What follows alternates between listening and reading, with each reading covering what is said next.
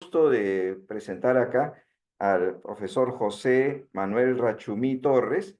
Ya ustedes no saben desde hace cuánto tiempo que estoy que le hablo para que nos comparta un webinar con nosotros y ahora es posible. Él es doctor en teología, educación religiosa y filosofía del Seminario Teológico Landmark. También es doctor en teología por la Universidad de Chiapas, México, y es doctor en Ministerio de la Global University of Theology, con maestría en ciencias de la religión también de la Universidad Nacional Mayor de San Marcos, de Lima, Perú. También tiene una maestría en etnolingüística de la Universidad de Lima, con el Instituto Lingüístico de Verano, entre otras maestrías y licenciatura. Tiene una trayectoria pastoral de 44 años sirviendo al Señor y se ha desempeñado también como rector de la Global University of Theology con sede en Lima. También es profesor y fundador de la Facultad Bíblica Teológica de Gracia Recibiste. Ha estado compartiendo en muchos seminarios, tiene esa pasión de la enseñanza y ahora lo vamos a tener con nosotros compartiendo acerca de los hombres en el Nuevo Testamento. Dejo con ustedes al profesor doctor José Rachumí. ¿Qué tal? Muy buenas noches, una alegría poder estar con ustedes compartiendo este tiempo tan precioso y es mi oración al Señor que lo que vamos a compartir ahora sea de mucha edificación para el pueblo del Señor. En verdad, agradezco la invitación de Pablo y las sociedades bíblicas para compartir este tiempo. Creo que es un tiempo muy importante, estamos en tiempos difíciles. El mundo está convulsionado, la iglesia también está convulsionada porque se ve mucha efervescencia, pero lo que veo yo después de 44, 45 años de pastorado es que hay poco fundamento y eso es preocupante en cuanto que no se logra, no se logra llegar al propósito que el Señor tuvo al venir a la tierra. Y uno de esos propósitos que tiene que ver básicamente con la salvación y con la esencia de la salvación es la creación de una nueva humanidad. A veces estamos pensando y por la predicación, yo sigo predicando arrepentimiento, santidad y todos los temas comunes desde la antigüedad. Sin embargo, hay un elemento que siempre he visto, que es el hecho de que la gente acude al Señor por necesidad, acude al Señor por temor al infierno, pero ¿cuántas personas quieren ser verdaderamente hombres nuevos? Y esa es la incógnita que me llevó a predicar en los últimos 20 años sobre el tema de manera constante. Y entonces voy a intentar sintetizar unos pocos PPTs toda la información, la verdad que es mucha. eh, en realidad, inclusive estoy en trabajo de terminar de escribir el libro y me parece de suma importancia el tema. Eh, en realidad, necesitamos pensar un poco en esta temática. eh,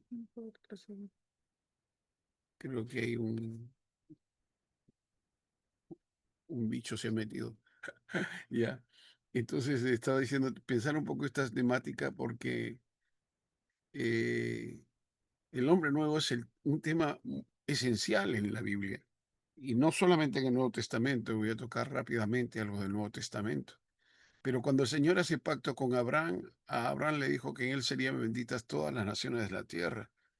Y Abraham, si uno ve las genealogías, está ligado, si se quiere, al Señor Jesucristo, y Jesús viene, si se quiere, por la línea de Abraham, que es por la línea de la fe, más que por una línea sanguínea propiamente dicha, viene por la línea de la fe.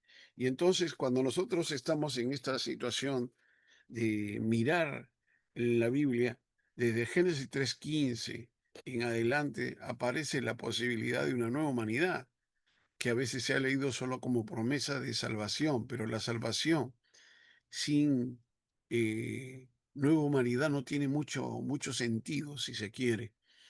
Luego, entonces, eh, cuando hemos estado revisando literatura en estos 20 años sobre el tema, hay poca literatura sobre el hombre nuevo. De la literatura que he encontrado 5 libros en el mundo evangélico de autores respetables, pero tienen una línea más ética de pensar en cómo ir desde un proceso de santificación hacia la transformación futura. He encontrado en el mundo católico otros libros muy serios de autores muy respetables, que hablan más bien de una cuestión ya mucho más específica, ¿no? Como de la nueva creación en Cristo, y luego como el reflejo de la imagen de Dios a partir de la transformación hecha en el hombre nuevo desde que se convierte. Y la otra cuestión que he encontrado por aquí está relacionada a la relación entre gracia y libertad, para ser hombre nuevo, y luego también como la imitación, hasta el Papa Juan Pablo II hizo un libro al respecto de la transformación del hombre, y Ratzinger también hizo otro. Luego, autores como Rahner, Lubac, entre otros, han trabajado el tema, y pero curiosamente hay aspectos del texto bíblico que no se han manejado.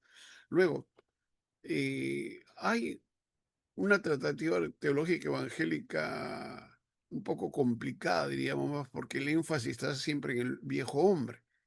Y se llega a Romanos 7 y parece que en Romanos 7 se desarma toda la lógica cristiana, porque nadie puede atravesar a la frontera de Romanos 7 para ir a Romanos 8 y experimentar el hombre nuevo.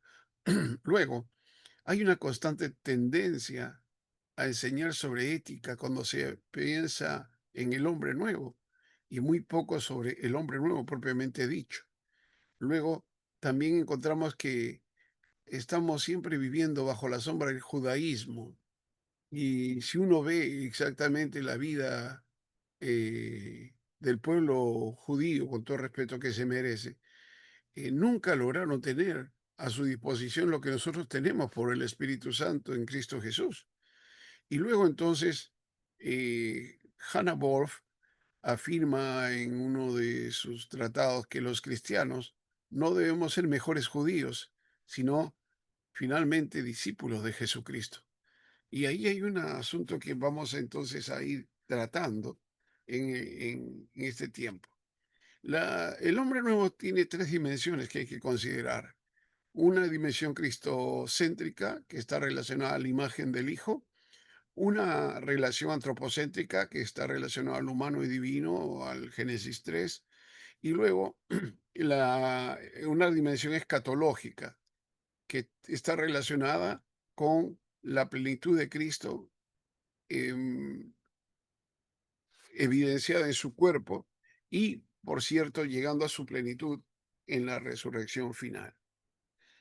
En la patrística hemos visto algunas cosas como la tratativa del hombre nuevo. Dicen que el primer hombre nuevo es y verdadero y perfecto es el Señor Jesucristo.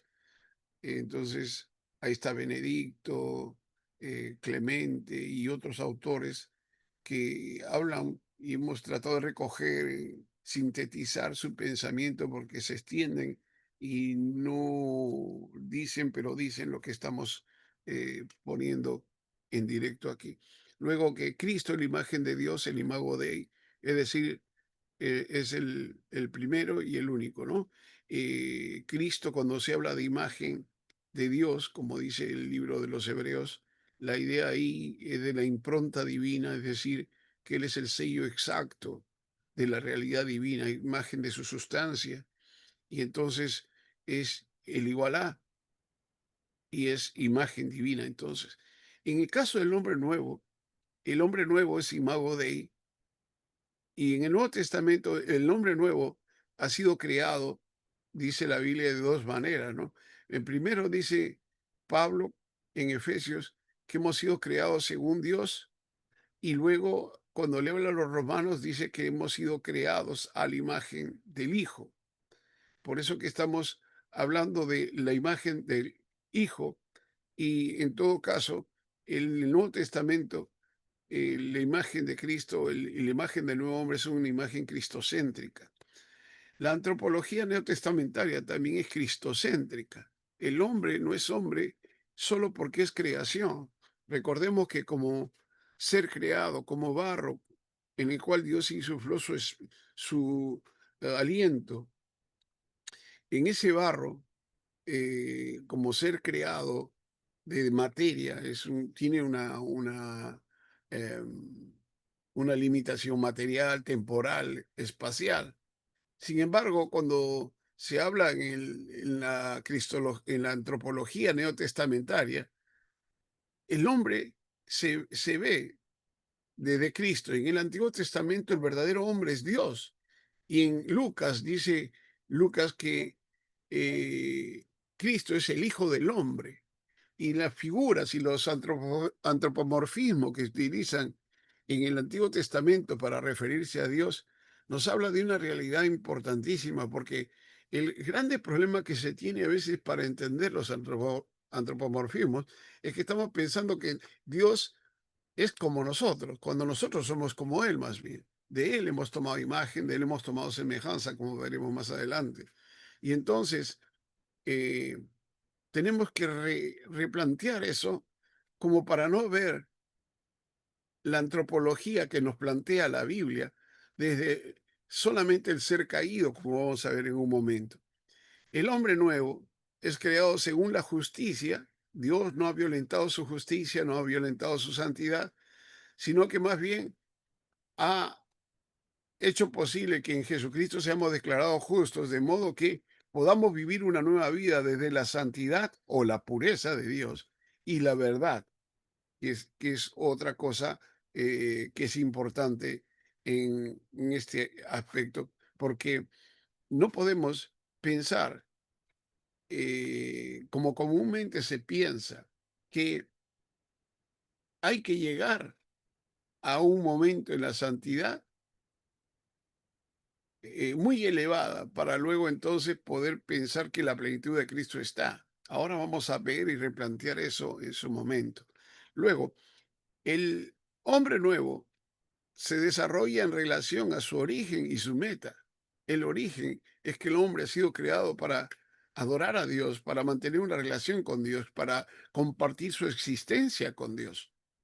Y entonces, para eso nos ha creado. Y la meta es unirnos a Él, según lo que nos plantea Pablo. Y también se ve en el Apocalipsis, donde finalmente el pueblo de Dios está en la ciudad santa y ahí no hay templo, sino que el templo es Dios. Y todos estamos unidos a Él. Y por cierto, por los méritos de Jesús, a quien también nos hemos de unir en su momento y ya físicamente, ¿no? Luego, entonces, el hombre solo se desarrolla, el hombre no desarrolla su realidad en comunión con Dios, en cumplimiento de su vocación. Y luego, Dios Padre, como decíamos, es el verdadero hombre en el Antiguo Testamento. Y hay algunas referencias en los cuales se puede mencionar, ver cómo se menciona inclusive que el Padre le prepara cuerpo al Hijo. Salmo 46 y Hebreos capítulo 10, verso 5. Entonces, eh, el hombre, Jesucristo, el verdadero hombre nuevo, no es un hombre creado, pero sí es un hombre engendrado, y eso lo vamos a ver en un momento. Luego, ¿cuáles son los efectos del pecado en la vida del hombre viejo, debería decir así? No hombre nuevo, es una equivocación. HB debe decir. Pérdida de la gloria de Dios, o sea, estamos destituidos de la gloria de Dios. Dios creó a los seres, todos los seres con gloria, ¿no? Los animales, los ángeles tienen su propia gloria y los hombres también. Y entonces el hombre fue destituido. La gloria es aquella, si se quiere, capacidad que pone Dios en el hombre o aquella marca que pone Dios en el hombre para que el hombre pueda y los seres que él ha creado puedan relacionarse con él sin ser dañados por toda su esencia y su plenitud. Y entonces esa gloria fue destituida de nosotros por el pecado y entonces quedamos a un lado en ese sentido. Después veremos cómo todo eso se repara. Luego hay decadencia moral, depravación, muerte espiritual, desolación, que hay vacío existencial, desórdenes físicos, muerte, enfermedades, problemas de salud, dolor, sufrimiento causado por el ego enfermo, devoción imposibilitada por el corazón de piedra, desorientación, no hay sentido ni propósito. Luego, corrompe, se corrompe su simiente el hombre, una simiente que debería haberse mantenido incolume, termina siendo una simiente corrupta y corrompe también la esencia divina, manifestada, si se quiere, en, en el soplo divino. Y luego también eh, queda en una situación de deslealtad a nuestro Creador. Sí. ¿Cuáles son las dimensiones de este hombre nuevo?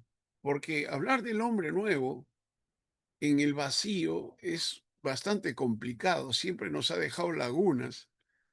Y entonces, para que algo sea nuevo, tiene que ser completamente nuevo.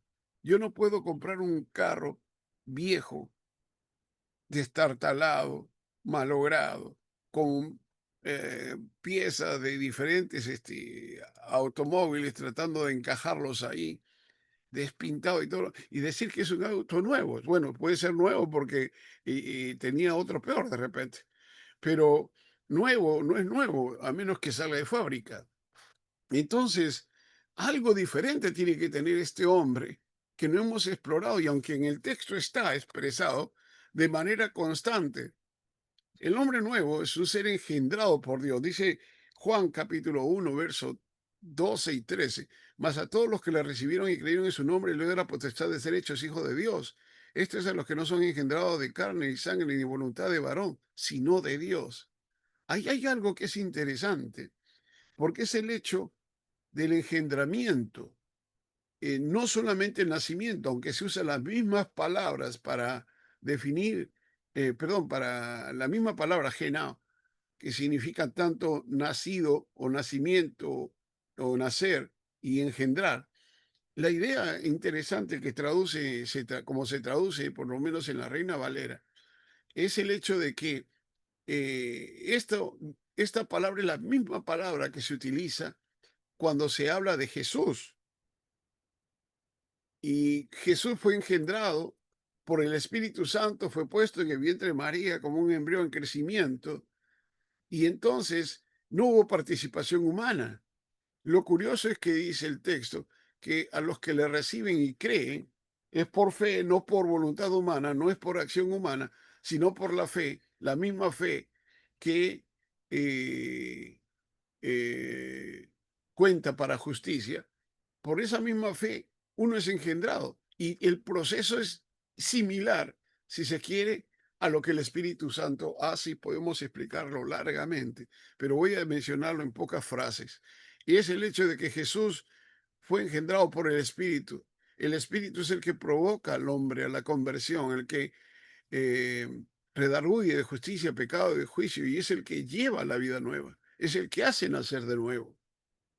Y se ve ese aspecto cuando el Señor Jesús le habla al Nicodemo y le dice, tienes que nacer de nuevo y nacer del agua y del espíritu. Pero volviendo al engendrado, el engendramiento está relacionado muy bien con el hecho del, que veremos más adelante, con el hecho de que Dios pone su simiente, una simiente nueva en el hombre.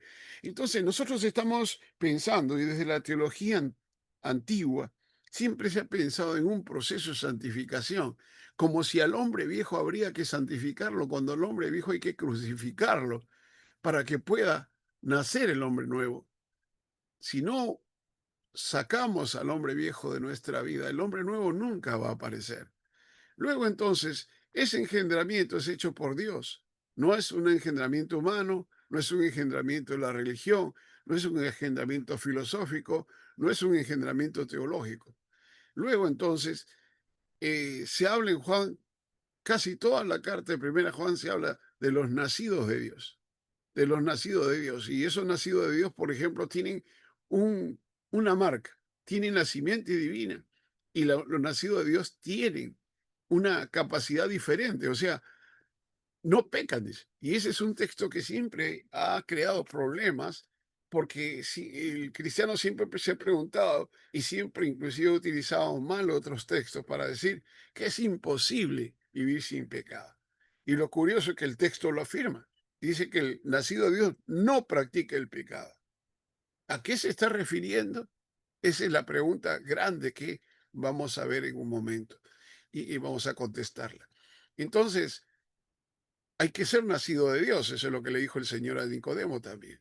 Si no naces de nuevo, si no tienes un nacimiento espiritual, no puedes tú, ni no puedes ver el reino, tampoco vas a poder entrar al reino y tampoco vas a poder heredar el reino, como dice Pablo en 1 Corintios 6:9. Los otros textos son Juan 3, 3 y Juan 3:5. Ahora, otra cosa que se nos dice en el texto bíblico es que eh, a los que creen en el Señor, estos que creen en el Señor son hechos hijos de Dios. Y la mención de hijos de Dios está tanto en Juan y está en Pablo repetidamente. Pero Juan es el que utiliza mucho esa idea de hijo, tanto como hijo natural, como tecnón, pero también como huíos. Y Pablo es el que más trabaja la idea del huíos. Y luego entonces tenemos el otro aspecto que está relacionado con esto, la adopción, que es una idea bastante interesante, ¿no? Porque el presupuesto es este, que Dios no adopta a nadie que no sea su hijo. Pero ¿cómo si soy su hijo me va a adoptar? La terminología moderna, la idea es que uno adopta aquello que no es suyo. Uno adopta a alguien para poderlo beneficiar. Pero en el caso de Dios, la idea está bien expresada a partir de la figura del ayo. Porque un rey, cuando tenía un hijo, el rey no lo criaba. Era su hijo de sangre, pero el que lo criaba era el ayo. Y el ayo lo preparaba, el ayo lo educaba y el ayo lo presentaba delante del rey y lo presentaba en una edad madura, listo para que el muchacho pudiera pelear y ponerse hombro a hombro con su padre para pelear y establecer su reino. Entonces, miren esa idea que es interesantísima, porque Dios nos hace hijos, pero está esperando que este asunto de la adopción, por no solamente el entendimiento de la verdad, sino por la vida total en el Espíritu, se logre en nosotros para que nosotros podamos tener todo el interés por el reino de Dios. Por eso Pablo habla de que en Colosenses capítulo 3 de ponerla, miren las cosas de arriba, ¿no? Si hemos resucitado, si hemos muerto y resucitado con el Señor, nuestra mirada debe ser el reino, nuestra mirada debe ser los intereses divinos. Luego, entonces, eso nos pone en la condición de heredar, que la idea es un poco más sencilla, aunque somos herederos de Dios, dice el texto en Romanos capítulo 8, y también dice que somos coherederos juntamente con el Hijo, es decir, somos considerados hijos del Hijo, hermanos del Hijo, el primogénito y coherederos juntamente con él. Y por cierto, se nos sienta en lugares celestiales eh, juntamente con Cristo, ¿no? O sea, estamos sentados en lugares de gobierno. Y una figura más que es interesantísima es la que está en Hebreos capítulo 12, cuando habla de la congregación de los primogénitos, de los espíritus hechos perfectos, que es un texto bastante, bastante discutido, ¿no? Pero está en la mención de, y en esto están las dimensiones sobrenaturales que debe tener el nuevo hombre como hijo de Dios. Sus componentes, aquí nos vamos a detener un poco más porque es la, si se quiere, la parte más importante de todo esto. ¿Cómo algo puede ser nuevo si los componentes son viejos? Y miremos por un momento en nuestra imaginación un vaso comunicante.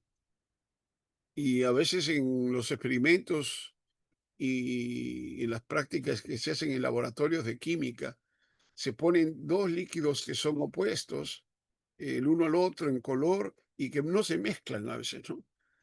Y entonces depende de qué cantidad de uno hay en el vaso para ver si es que el vaso responde a una realidad o a otra, en mayor porcentaje, por cierto.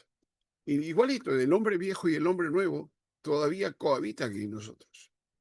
El asunto es que no hemos entendido la dimensión del hombre nuevo, porque siempre estamos pendientes, como decía al comienzo de Romanos 7, el hombre imposibilitado de agradar a Dios, el hombre imposibilitado de vencer el pecado, la muerte, el mundo y a Satanás y su propio ego.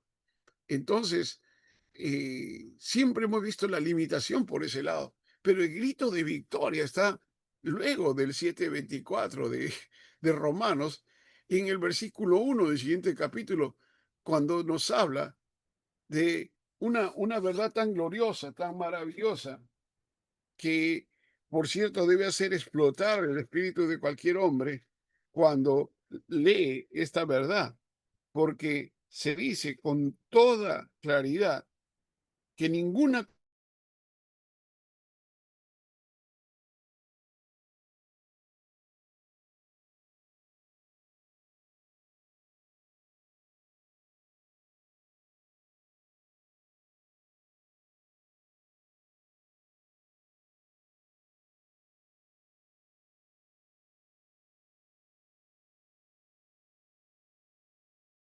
muchas veces crea como si fuera una situación que puede quedar en el vacío sin acción. Pero sin embargo, el tiempo del verbo ahí es nos habla de mantenernos creyendo. Y entonces, eh, una doctrina que no está muy bien clarificada en los textos teológicos, muy pocos he encontrado esto, eh, es la relacionada a la perseverancia de los santos. Porque si no hay perseverancia, entonces eh, no se puede uno no puede uno tener la seguridad de estar en el camino correcto. Detallo estos componentes. Lo primero es que dice primero de Pedro, en el capítulo 1, él habla de una situación muy interesante porque está hablando de al comienzo de lo que se llama en el texto el ser santo, como Dios es santo, y después habla del llamamiento a una vida santa y que hemos sido rescatados de nuestra vana manera de vivir. Y más adelante, él dice, eh, que no hemos sido concebidos ni renacidos por una simiente corruptible o corrupta, sino más bien dice en el verso 23, sino siendo renacidos no de simiente corruptible, sino de incorruptible por la palabra de Dios que vive y permanece para siempre. ¿Y cuál es esa simiente incorruptible?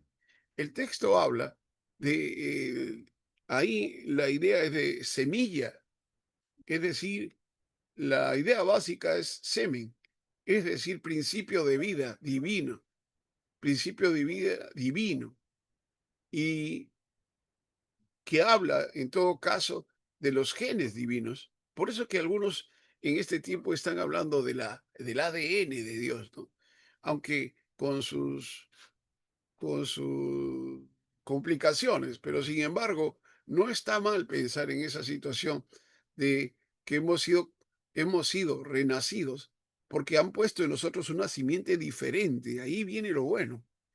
Por una razón, porque normalmente siempre estamos en la mente pensando que es imposible, inclusive vivir una vida santa, ¿no? Más complicado que eso es esto, el hecho de que las personas, las No, sí están, sí están. las personas, y disculpe que hubo una interferencia acá, las personas quieren vivir en santidad, pero nunca experimentaron la llenura del Espíritu Santo.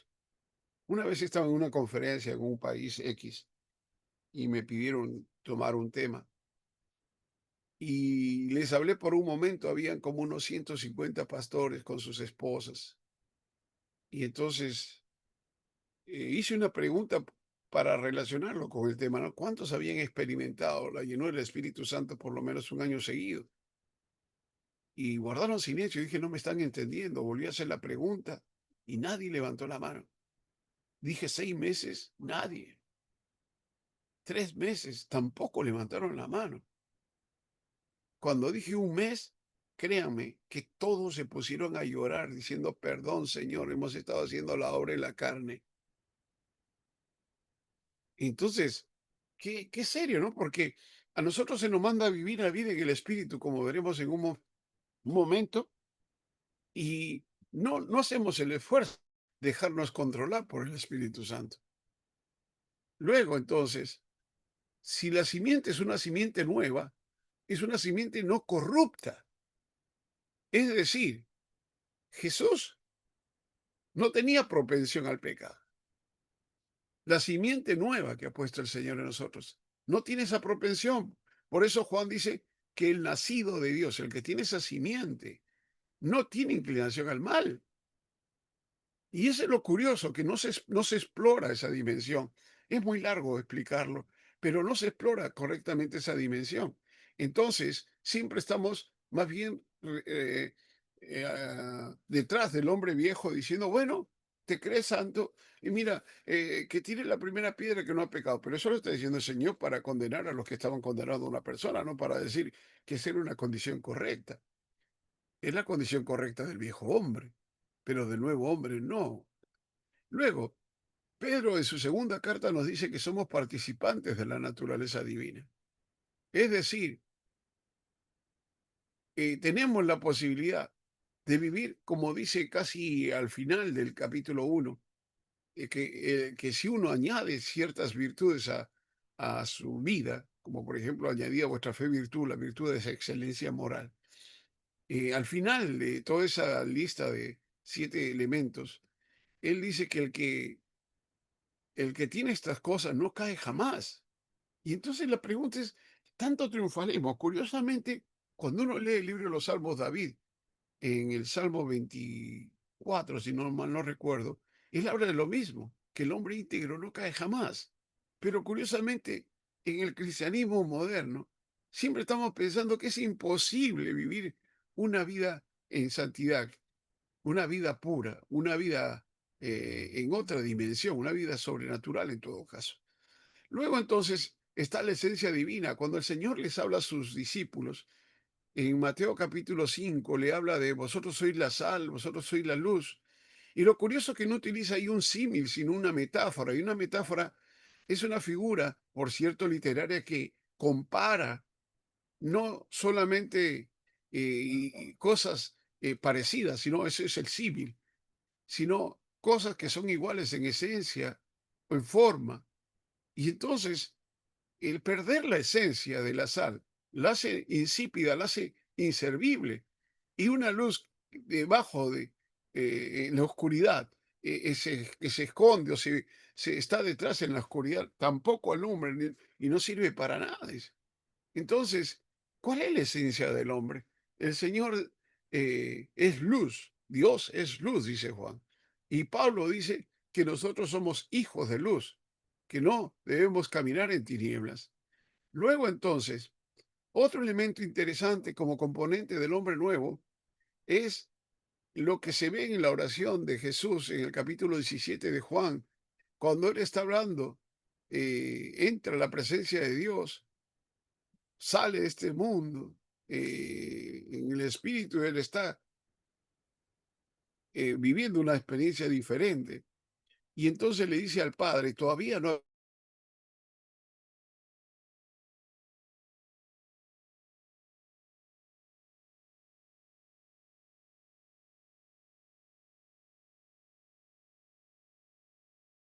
Sin embargo, lo que está hablando en el texto es que Dios guarde a aquellos que son suyos, que Dios guarde a aquellos que son la continuidad de Jesús, es decir, ese nuevo pueblo, ese nuevo hombre al cual Él le ha otorgado, le ha dado, le ha donado su gloria, para que el hombre pueda volverse a relacionar con Dios. Si estábamos destituidos de la gloria de Dios, ahora el Hijo nos dona esa gloria para poder volver a la presencia de Dios. No restaura la gloria anterior. Ese es un error. Algunas veces he escuchado predicaciones diciendo que si uno se convierte a Cristo, vamos a volver al principio. No, no vamos a volver al principio. El nuevo hombre no es el hombre adámico, no es el primer Adán, no es el que está ligado al primer Adán, que tiene propensión al mal, propensión a la caída.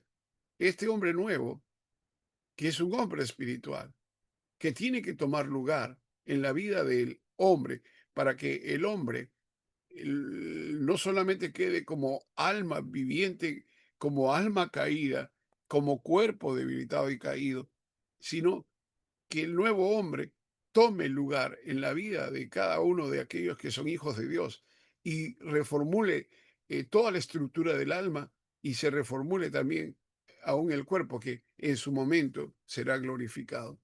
Luego entonces tenemos la otra situación que es lo que Jesús mencionaba muchas veces, que es la vida suya, porque él dijo, yo he venido para que tengan vida.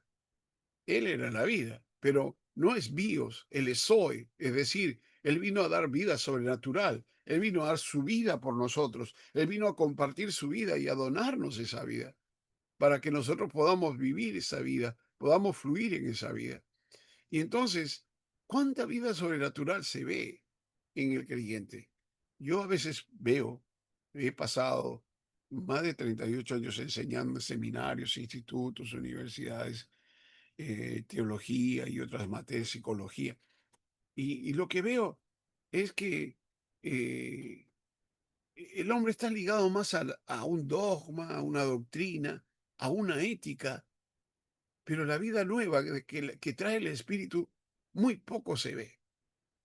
Ahora, el otro elemento está el que cuando Pablo le dice a los corintios, les habla de que ellos tienen todos los dones, el contexto es conocido, pero en el capítulo 2 le dice, yo no puedo hablar con ustedes como, sino como carnal, porque son carnales.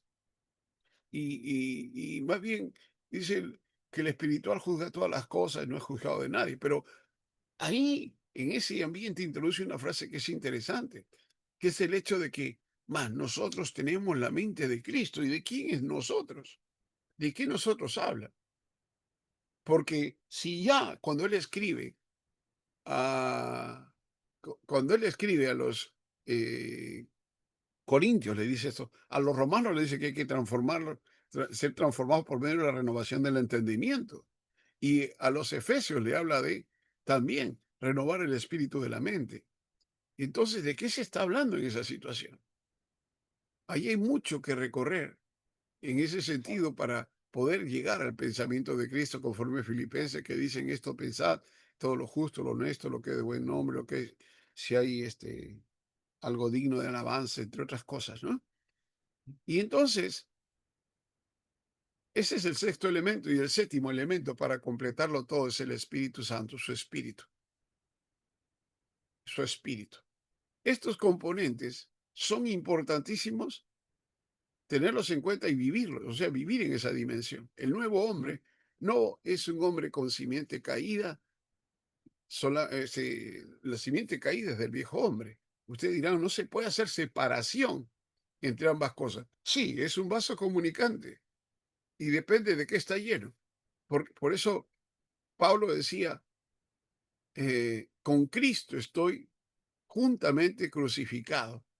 Ya no vivo yo, ya no vivo yo, mas Cristo. O sea, él habla de la vida de Cristo en él, vive en mí.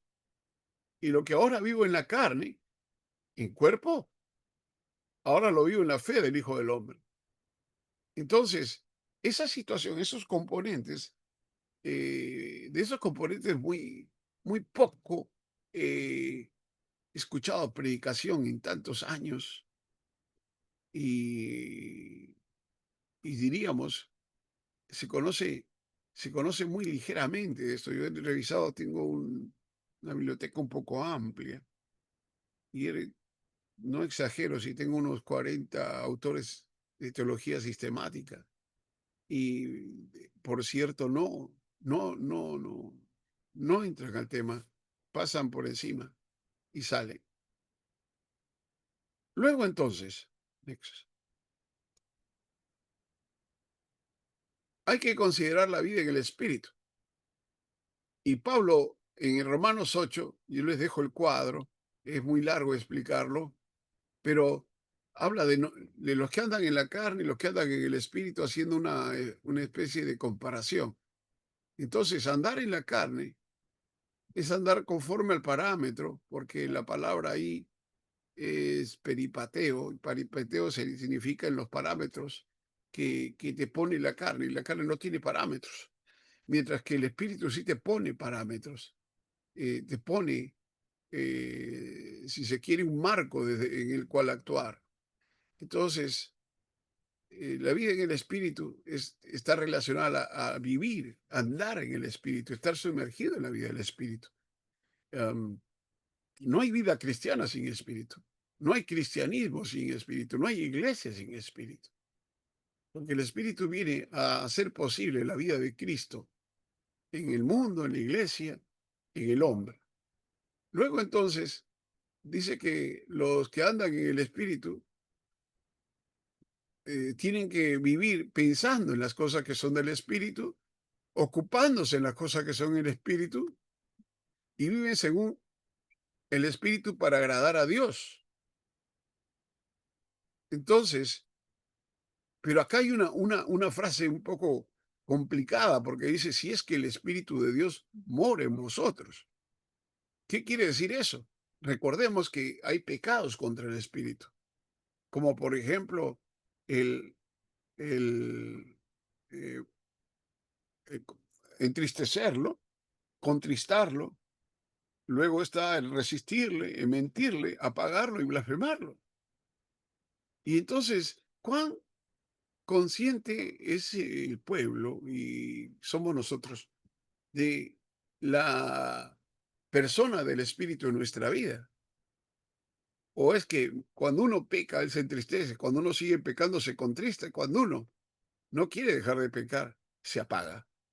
Y si te apagan la luz, no quisiera verte en la figura de las iglesias del Apocalipsis, en que se le quita el candelero a algunos. Luego entonces, dice que es por el Espíritu que hacemos morir las obras de la carne. No es carne contra carne, no es capacidad humana, no es santificar la carne, no tiene que ver con forzarme por dejar un hábito. No, yo puedo dejar un hábito y tenerlo ahí suspendido. Otra cosa es que eso desaparezca de mi vida y eso solamente lo puede hacer el Espíritu Santo. Y luego entonces, eh, dice también este texto que recibimos por el Espíritu la adopción. Y, y eso es importante porque anterior a eso se nos menciona que los que son guiados por el Espíritu son hijos de Dios. Y entonces la pregunta mayor ahí es esta: ¿cuántos son guiados por el Espíritu, no? ¿Cuántos han hecho profesión de fe en Cristo, pero no se dejan guiar por el Espíritu? Entonces, si no hay una guianza del Espíritu, ¿cómo aparece el hombre nuevo? Ahora, lo curioso es que la palabra que se utiliza ahí para guianza es la palabra ago en el griego. Y esa palabra, entre otras cosas, significa ser arrastrado. O sea, no es que te va a guiar pidiéndote permiso, sino que te jala, te arrastra hacia la vida en el espíritu. ¿Cuántos se dejan arrastrar por la vida en el espíritu, por la carne? Es la pregunta mayor. Entonces, ¿cómo lograr eh, ser guiados y cómo lograr que el espíritu more en nosotros si es que no le damos lugar? Y luego, y tenemos eh, entonces la evidencia mayor es que si el espíritu está en nosotros, como dice eh, Pablo en varias ocasiones, que, por ejemplo, dice que las arras que tenemos, la garantía que tenemos es la presencia del Espíritu en nosotros. Si la presencia está ahí, entonces eso valida nuestra noción y nuestra filiación como hijos de Dios. Y luego entonces, eh, el nuevo hombre es el ser que gime buscando la plenitud. No está cómodo en la tierra, no está cómodo con el pecado, no está cómodo con el yo, no está cómodo con el diablo, porque realmente, ah, como el mismo Señor dijo en algún momento que su reino no es este mundo, el reino de los hijos de Dios tampoco es este mundo. Entonces, eh, entre todas las cosas que se nos dice, tenemos tanta guianza del Espíritu y por si acaso la maravilla de Romanos 8 es que tenemos no solamente un llamado, una justificación, eh, sino que todo esto termina en un hecho mayor como es la glorificación.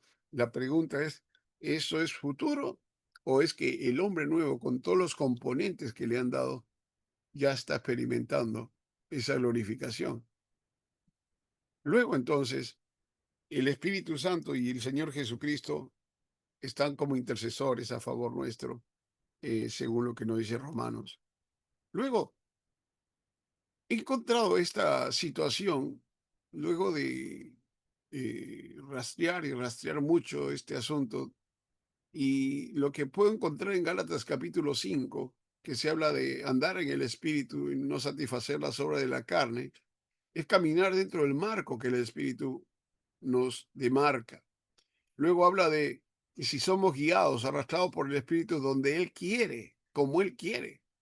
Y curiosamente, Jesús dijo que el nacido del espíritu, los nacidos del espíritu, este, no se saben, no se sabe realmente su rumbo, ¿no?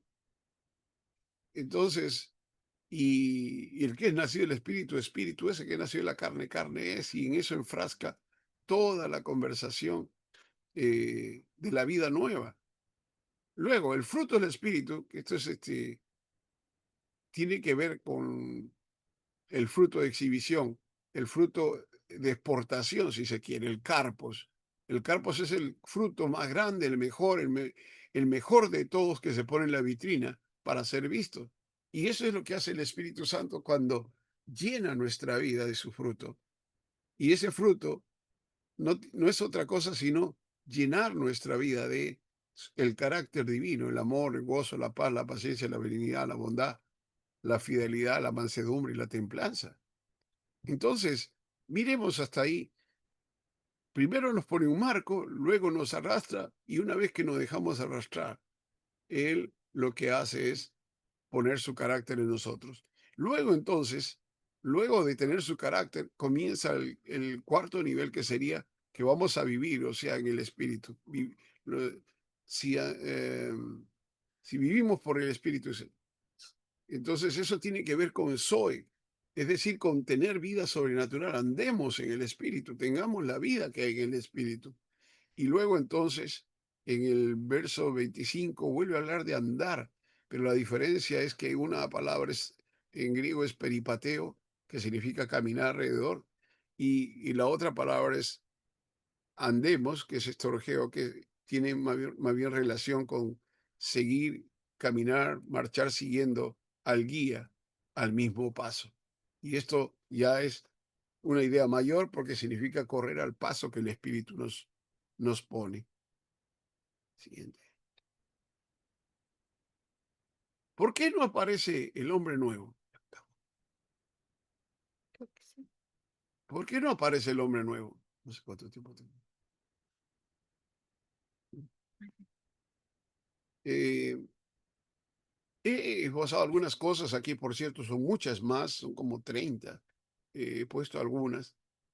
Yo lo que he visto en la práctica cristiana es que hay muy poco entendimiento entre la diferencia que hay entre estas dos palabras, arrepentimiento y remordimiento. La gente más camina en el remordimiento, siente que ha hecho mal y en vez de buscar que arrepentirse, es decir, cambiar la mente, porque el arrepentimiento tiene ese fuerte ingrediente de cambio de mente, eh, lo que hace es más bien retener la culpa en su corazón, en su mente, y esa culpa lo lleva a la condenación. Y entonces vuelve a entrar al círculo del mal, porque no se siente perdonado, siente que no va a ser perdonado, le dice el diablo, y encima de eso siente que Dios está lejos y en ese camino se enreda y sigue pecando. Pero el arrepentimiento trae más bien contrición de espíritu, dolor por el pecado y cambio. Entonces hay muy poco de esto, por eso que algunos mensajeros, predicadores antiguos, cuando están hablando del presente, dicen que hay que seguir predicando el arrepentimiento, porque la gente lo que experimenta más bien es satisfacción con toda esa predicación que dice que Dios te comprende, que Él no te va a condenar, Él conoce tu necesidad, Él conoce tu realidad, Él sabe que no puedes, así que te acepta tal como tú eres. No, nos acepta al comienzo como somos, pero después el propósito de traernos a su lado es que seamos hombres nuevos, hombres al estilo de Jesús. Entonces, el otro asunto es que no hay humillación de la mente. Curiosamente, cuando en Filipenses 2 se dice que Jesús se humilló hasta lo sumo, lo que dice el texto, o sea, el término significa humillar la mente al punto de no querer basarse ni siquiera en su realidad divina para ponerlo como pretexto, ponerla como pretexto de vivir de cualquier manera, ¿no? Él se humilló hasta lo sumo, dice.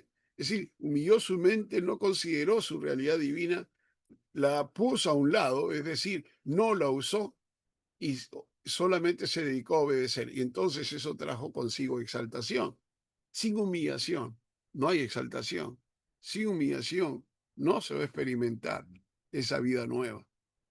Necesitamos humillarnos al punto de que la obediencia sea total a cualquier costo. Y entonces, cuando, perdón, el autor a los Hebreos habla de esta situación, le dice a los creyentes que eh, todavía no se ha luchado hasta la sangre contra el pecado. Pero dice también que si alguien ya experimentó las glorias venideras, la gloria de la vida nueva, y abandona eso, entonces no hay más solución, no hay más oportunidad. Y eso a veces no se entiende, ¿no? Entonces se va hacia la postura bien de si se pierde o no se pierde la salvación. Y entonces se piensa que haciendo más obras después de creer, entonces uno está más seguro, cuando la idea no es esa. Hemos sido creados para Dios, para adorarle, para eh, honrarle, y las obras son, si se quiere, la consecuencia de esa vida. No son, si se quiere, la razón de la vida, sino las consecuencias de esa vida nueva que nos ha dado.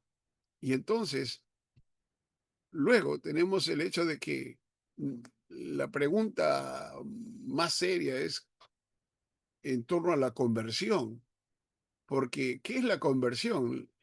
La palabra conversión está relacionada al hecho de cambiar de rumbo totalmente. Entonces no es solamente cambiar de contenido, cambiar de dogma, cambiar de filosofía, es cambiar de rumbo total. Y ahora, con la predicación de tanta complacencia, yo veo un poco olvidado el hecho de la conversión. Y la conversión, si se quiere, es un acto continuo, porque se da en torno al conocimiento de la verdad. Conforme vamos conociendo más y más la verdad, entonces vamos volviéndonos más y más a Dios. Luego entonces, la pregunta seria es esta: si amamos a Dios, si anhelamos la vida de Dios, si estamos deseosos de agradarle en todo.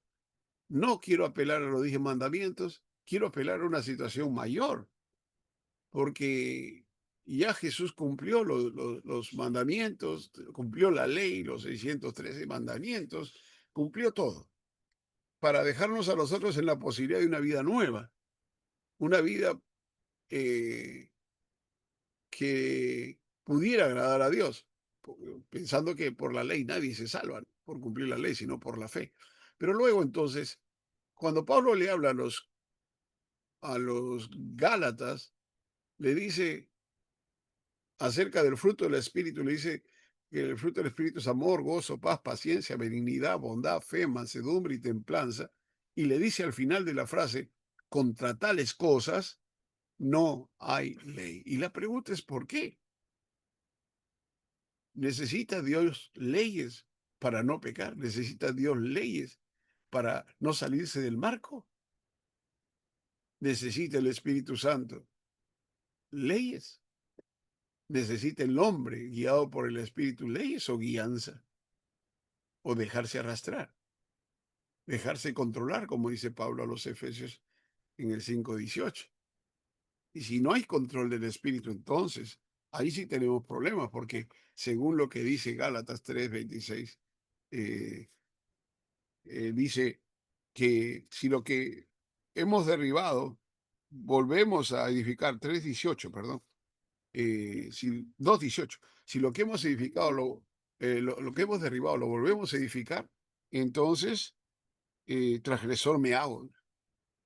Y entonces estamos jugando al hecho de ser mejores judíos guardando mandamientos, estamos jugando a ser mejores judíos guardando leyes y guardando fiestas que ahora están tan de moda, eh, eh, con esta ola judaizante que se ha despertado en el mundo. Y entonces, más que guardar leyes, debemos vivir la ley del amor, porque dice Pablo a los romanos que el Espíritu Santo, ese Espíritu bendito, ha hecho posible para nosotros que pueda yo caminar en una ley diferente, porque la ley del Espíritu de vida en Cristo Jesús me ha librado de la ley del pecado y de la muerte. Entonces, me pone en una dimensión diferente para caminar en libertad, que es lo que Pablo les habla a los Gálatas, a los romanos, caminar en la libertad gloriosa de los hijos de Dios. Creo que ya no tengo más tiempo. El otro asunto sería amar al crucificado y su obra en la cruz, que Él merece todo nuestro respeto, nuestro honor y, por cierto, obediencia e imitación, pensando en que nos ha dado todas las posibilidades de ser como Él y no dañar al espíritu y tampoco afligirlo, entristecerlo, porque, eh, por cierto, si no vamos a tener su guía, no hay quien nos pueda llevar a la vida nueva y mostrar la vida nueva y hacer caminar la vida nueva, es decir, la vida que algunos piensan que es para arriba, es una vida que se vive acá, comenzó aquí la vida eterna y aquí comenzamos con el nuevo hombre. Todo esto se da cuando nacemos de nuevo. Si nacemos de nuevo, todo es nuevo. Si nacemos de nuevo, todo es nuevo. No puede haber hombre nuevo con una mezcla de hombre viejo. El hombre nuevo es hombre nuevo. es una nueva naturaleza en nosotros, que sí está en pugna con la vieja naturaleza, porque no quiere morir la vieja naturaleza, no queremos desaparecerla, no queremos crucificarla, no queremos mantenernos crucificados. Finalmente, cuando Pablo le habla a los eh, hermanos en Éfeso, es curioso que le pone, nos pone unos datos interesantes, porque lo que dice después de mencionar del verso 17 al verso 21, de toda esa escalera de degradación que se ve en el hombre por el pecado, y le dice a los hermanos que ya no deben andar como los otros gentiles, que andan en la vanidad de su mente, ¿no? Primer elemento. Segundo, dice que tienen el entendimiento entenebrecido. Tercero, que son ajenos a la vida de Dios. Cuarto, que hay ignorancia en ellos. Cinco, que hay dureza en el corazón. Seis, que perdieron toda sensibilidad. Y siete, le dice que se han entregado a todo tipo de pasiones.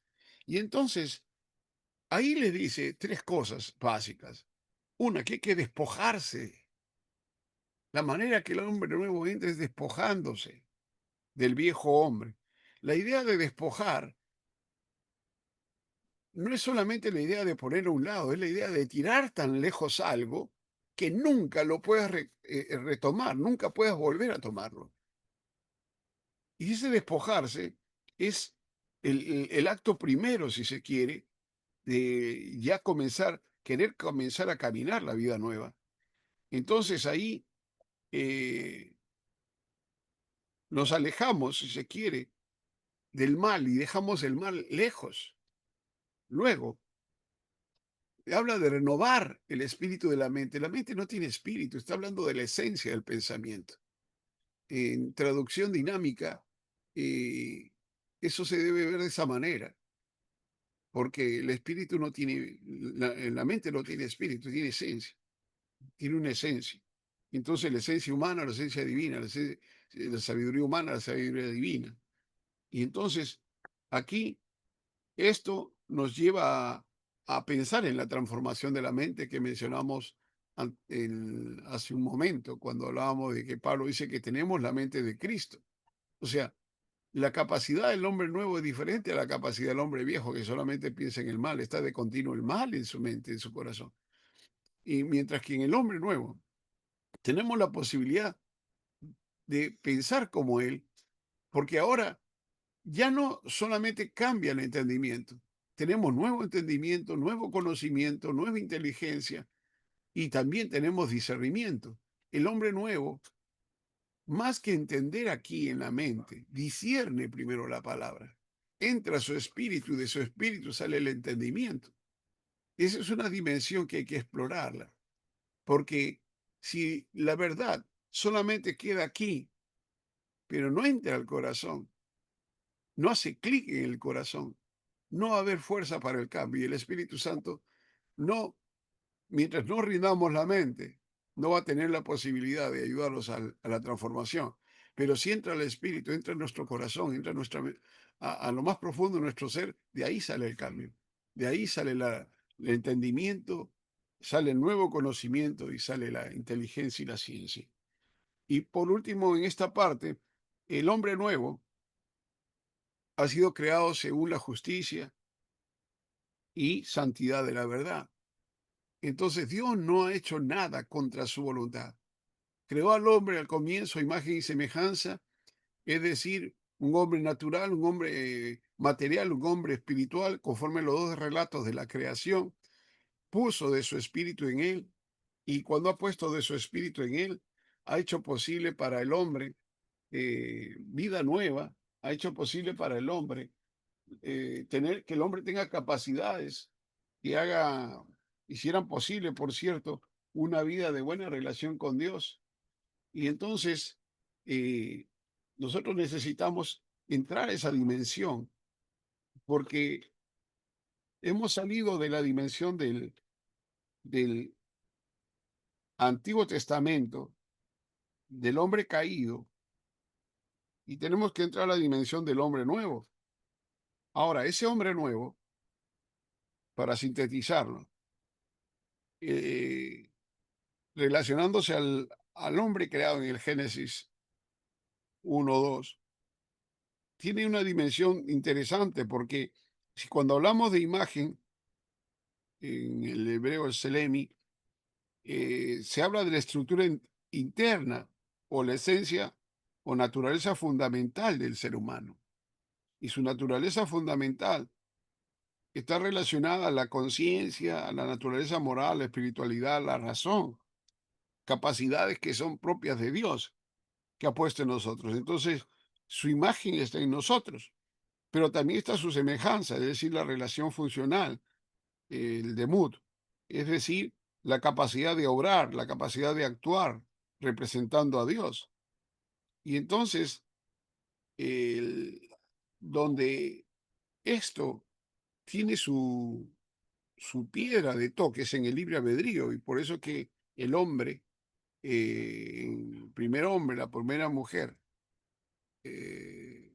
engañados y desorientados, dejaron a un lado esto y quisieron ser como Dios. Y ser como Dios, el único que puede ser como Dios es el Señor Jesucristo. Luego, entonces, nosotros somos semejanza de Él, como hombre nuevo. Somos imagen suya. El imago huios o imago Christus, ¿no? Somos imagen suya. Y esa imagen suya es de una vida eh, diferente. ¿Por qué? Porque, por ejemplo, Pablo nos presenta en el en Romanos al hombre viviendo en el Espíritu. En primero a los Corintios y segundo a los Corintios como templo de Dios. En Gálatas nos habla de vida en el Espíritu. En Efesios nos habla del hombre nuevo, ese hombre creado según Dios que anda en amor, anda en luz y anda sabiamente. Y cuando le habla a los filipenses, le habla de que nosotros los que somos perfectos, el hombre perfecto. A los colosenses le habla del hombre pleno. En Cristo habita toda la plenitud de la deidad y nosotros estamos completos en él. Cuando le habla a los tesalonicenses, le habla del hombre que tiene una esperanza divina futura, pero es una esperanza de estar con Dios plenamente. Entonces no hay situaciones en la vida que puedan desmoronarlo. A Tito y a Timoteo le habla del hombre puro, de la pureza del ministro. Curiosamente, eso se ha tomado muy a la ligera. Le dice, cuando le habla a Tito, le dice, todas las cosas son puras para los puros. Curiosamente, no habla de santidad. Yo puedo explicar eso largamente. Pero, y a Timoteo le dice, sé ejemplo de los creyentes en palabra, conducta, amor, espíritu, fe y pureza. Y la pureza es el elemento número o más importante, si se quiere, que se debe visualizar en el hombre nuevo. Así, en todo el texto bíblico uno puede encontrar esa noción del hombre nuevo, tanto en el Antiguo como en el Nuevo Testamento. Y entonces, eh, es mucho más que importante el tema. Yo no puedo, por el momento, ponerle más por una cuestión de tiempo. Creo que ya estoy fuera de tiempo. Y Pablo en su generosidad no me ha detenido. Hora y 20. Pero creo que y hay mucho por decir. Dejo un espacio, si hay preguntas, ahí puedo completar muchas cosas. Gracias.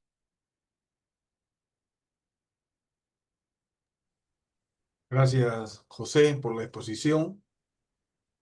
No te preocupes si te has extendido. Gracias. Parte de lo que tenemos que aprender el día de hoy sobre este hombre nuevo. A ver, estoy en un momento complicado, porque hay que hacer las preguntas. Y hay como 5 preguntas y creo que el tiempo nos es un poco ingrato. Pero a ver, quiero resaltar ahí un par de las que tengo y está asociado más a un tema de la practicidad.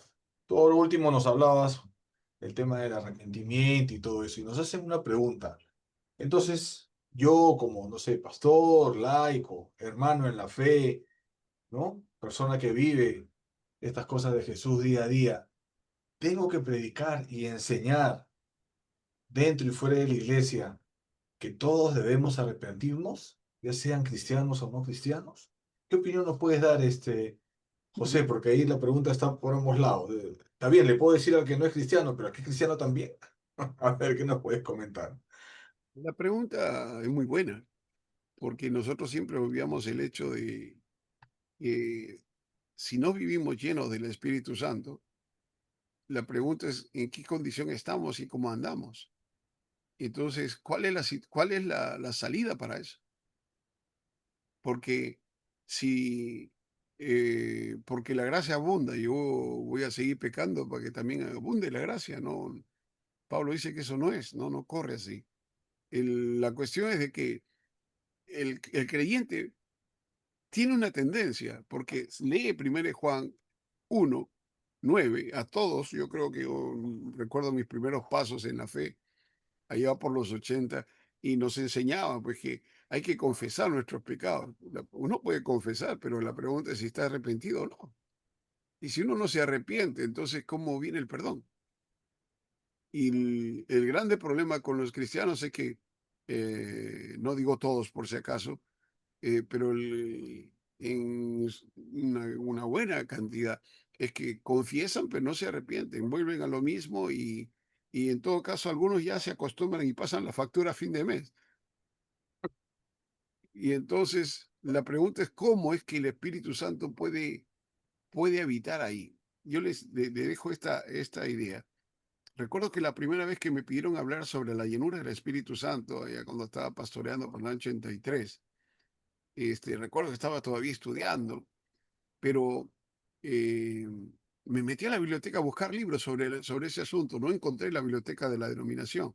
Me fui al CEL, tampoco encontré. Me fui al bíblico andino, tampoco encontré. Y yo le decía, Señor, que voy a predicar. Me han pedido que predique 3 mensajes sobre esto. Y orando, el Espíritu me dijo, ¿no entiendes? No entiendo. Porque me habían dicho que había que orar sobre chapitas, que había que ayunar y muchas cosas así, ¿no? Y entonces me dijo, todo está en relación a la obediencia. Tú obedeces, yo pero tú no obedeces, yo me entristezco, yo me contristo y hasta me apago. Y la pregunta es cuántos, por eso la temática ha ido girando hacia la vida en el espíritu, porque el hombre nuevo no es nuevo sin vida en el espíritu.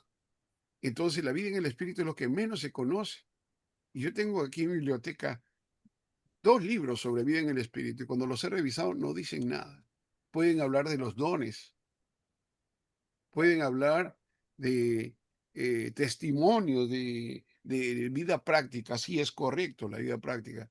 Pero la pregunta es, ¿qué vida práctica puedo tener yo como cristiano si el Espíritu no me enseña a vivir la vida práctica? Si el Espíritu no pone en mí su carácter, si el Espíritu no pone en mí su conocimiento, su sabiduría, su inteligencia, si no pone en mí el querer como el hacer por su buena voluntad, entonces la lucha será mortal. Es una lucha imposible.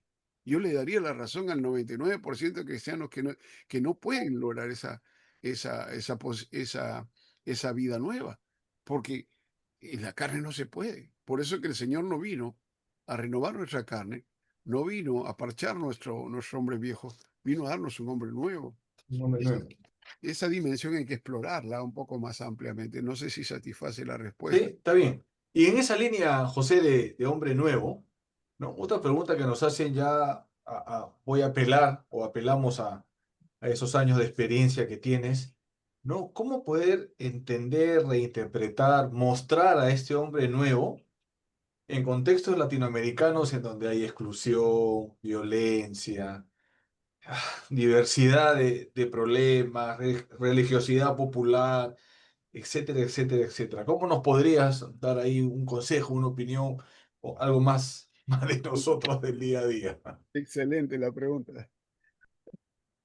Excelente. Yo tuve una tesis de maestría ya por los 90 de religiosidad popular. Este, la pregunta es muy buena, pero yo quiero remitirme a a una cosa principal. Hay dos cosas más que puedo aumentar, pero una cosa principal es el hecho de la vida en el Espíritu. ¿Cómo podés vivir en una dimensión crística, o sea, como Cristo, si es que nosotros no tenemos al Espíritu? Pensemos por un momento en Isaías 61, cuando el Señor, cuando el Espíritu del Señor, eh, a ver, cuando Isaías dice acerca del Mesías, el Espíritu del Señor está sobre mí, ¿no? Y entonces, y ahí, por cierto, se delinea todas las cosas que iba a ser el Mesías, que iba a ser el enviado de Dios.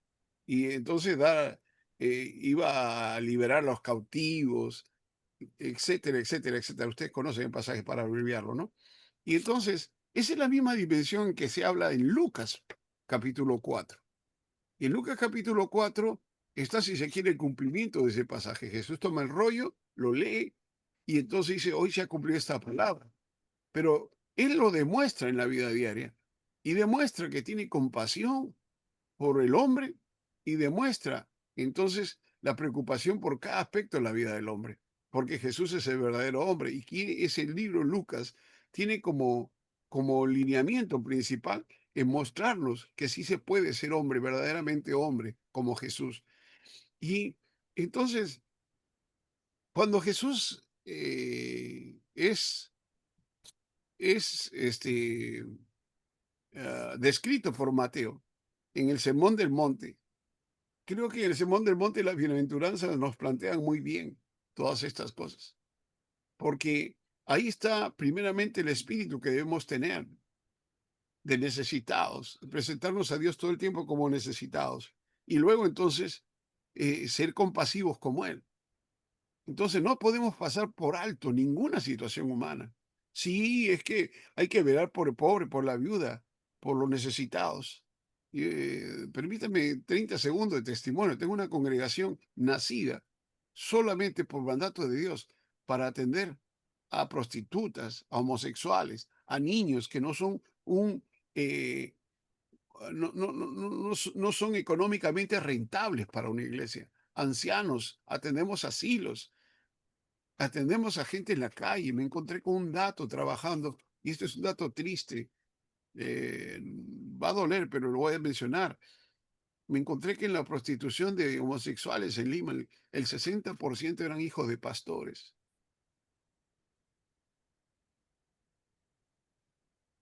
Por la rigidez de una vida de ley, una vida de mandamientos, sino por la libertad gloriosa de los hijos de Dios, por falta de vida en el Espíritu.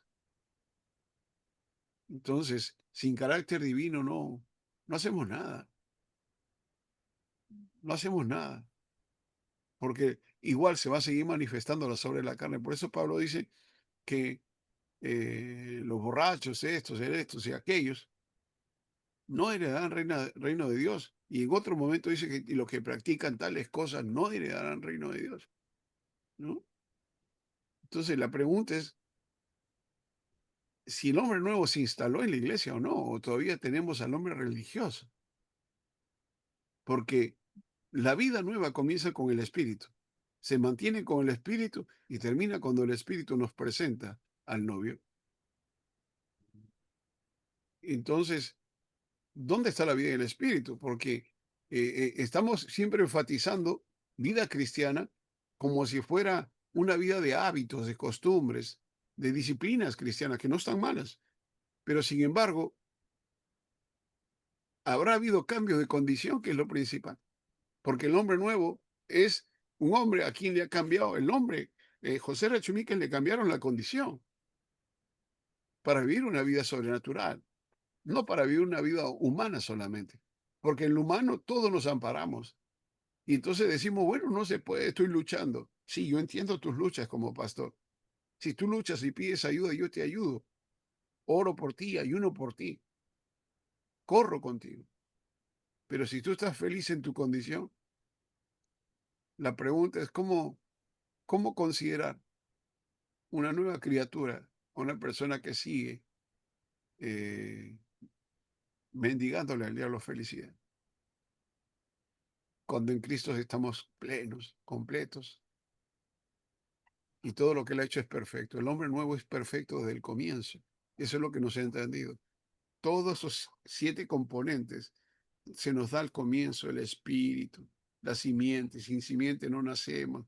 Sin naturaleza no somos participantes de lo divino. Sin esencia no vamos a producir ningún cambio en nosotros mismos. Sin la gloria de Cristo que nos cubre, igual. Sin la mente de Cristo vamos a seguir atados a las fortalezas mentales de la antigüedad. Y sin espíritu, sin Zoe, sin vida sobrenatural, eso es imposible. Y un día le pregunté al Señor, ¿por qué tu pueblo? Tenía ya 20 años en el ministerio. Y dije, Señor, ¿por qué tu pueblo?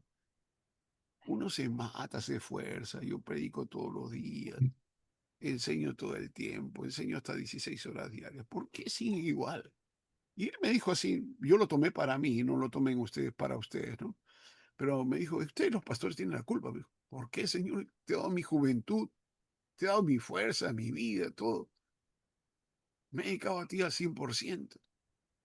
Guardó silencio. Al tiempo le volví a preguntar y me dijo, es que ustedes quieren cambiarle la conducta a la gente, me dijo. ¿Y de qué se trata? Le dije entonces. Y me dijo, no tienes que cambiarle la conducta a la gente, tienes que ayudarle a cambiar su naturaleza, tienes que ayudarles a cambiar su esencia. Y me destrozó todos los 20 años de teología, las maestrías y todo. Me las tiró abajo. Porque al final de cuentas, lo que me estaba hablando era del hombre nuevo. Ahí comenzó el estudio. Ahí comencé a rastrear toda la idea de la naturaleza, la esencia, la simiente. Predicado series largas sobre eso. Series largas sobre 70 mensajes sobre engendrados y sobre gloria como 500 mensajes. Porque sabes qué, me prendo a un tema y no lo suelto. Y lo busco de 500 maneras. Ahora, lo que he entendido es que Jesús viene a ser el primogénito. Y si es el primogénito, y Dios nos crea y nos hace primogénitos, es decir, nos crea a cada uno de nosotros y rompe el molde, porque cada uno de nosotros es especial, somos irrepetibles. Dios quiere escuchar nuestra voz, quiere sentir el latir de nuestro corazón, quiere ver nuestra mirada y todo. ¿Dónde están los primogénitos que son igual a Él? Porque el molde es Jesús. Y entonces tenemos creyentes. A veces yo pienso que hay bastantes convencidos, pero ¿cuántos se han convertido totalmente a Dios? Es una pregunta gigante, no quiero poner en duda el cristianismo de nadie, sino es pensar en voz alta.